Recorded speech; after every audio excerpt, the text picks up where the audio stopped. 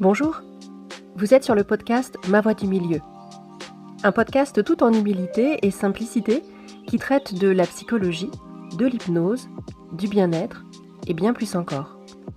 Je suis Nadège Gross, psychopraticienne, hypnothérapeute et coach en communication non verbale.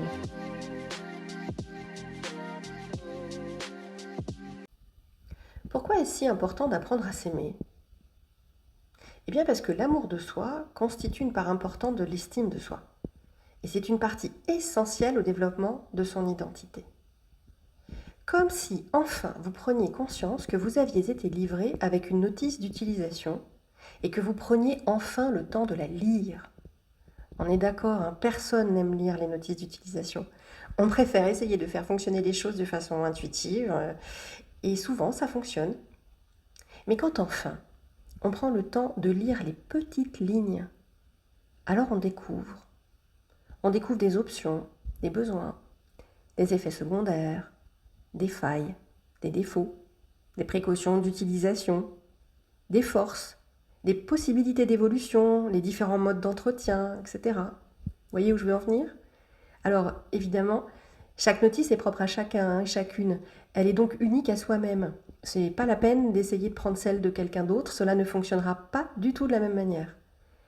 Prendre le temps d'aller à la rencontre de soi-même, c'est faire la cartographie de son moi profond.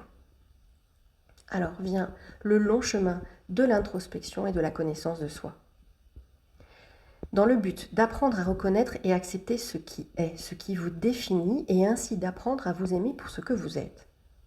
S'aimer de façon inconditionnelle, avec toutes ces parts de soi, les parts de lumière et les parts d'ombre. Si vous apprenez à aimer et chérir ce qui vous représente, ce qui fait votre unicité, alors le lien à l'autre sera plus juste, plus apaisé aussi. Plus besoin d'aller chercher, voire quémander l'amour de l'autre pour s'aimer soi. C'est d'abord s'aimer soi-même pour être aimé, et non être aimé par l'autre pour pouvoir s'aimer soi. Je vous laisse réfléchir là-dessus. Alors vous pourriez accepter les compliments, vous seriez capable de dire non, de mieux déterminer vos limites et vos besoins. Parce que vous serez plus en paix avec vous-même, vos états émotionnels seront plus stables, vos pensées seront plus orientées vers le respect de soi et de l'autre. Et oui, c'est un peu comme si vous étiez en relation d'amour avec vous-même. Si vous êtes capable de donner énormément d'amour aux gens qui sont autour de vous, que vous les aimez de façon inconditionnelle, pourquoi n'en serait-il pas de même avec vous ?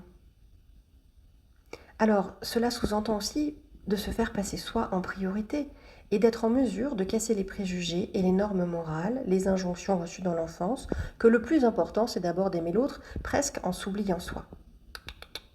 Il existe un autre chemin. Parce que un manque d'amour de soi peut engendrer une profonde dévalorisation de soi, une perte de confiance et surtout des comportements inadaptés, comme une hypersusceptibilité, une jalousie excessive, des relations toxiques ou encore de l'autosabotage. Alors, voici quelques pistes de travail pour vous aider à améliorer l'amour de soi. Je les ai développées un peu plus sur l'article de mon blog. Je vous encourage à aller les lire, prendre le temps, de les digérer, etc. Mais vous pourriez donc commencer par apprendre à vous pardonner, à vous couper du jugement des autres, à arrêter de vous comparer, à vous traiter avec respect et bienveillance, à prendre soin de vous, à vivre le mieux possible avec vos qualités et vos défauts, à accepter votre sensibilité, à apprendre à faire du mieux possible dans chaque chose et bien sûr, satisfaire vos besoins.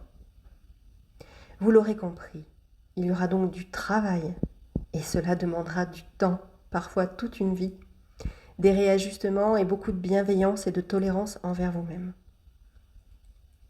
Je vous souhaite donc beaucoup d'amour et vous dis à bientôt pour un prochain épisode de Ma Voix du Milieu.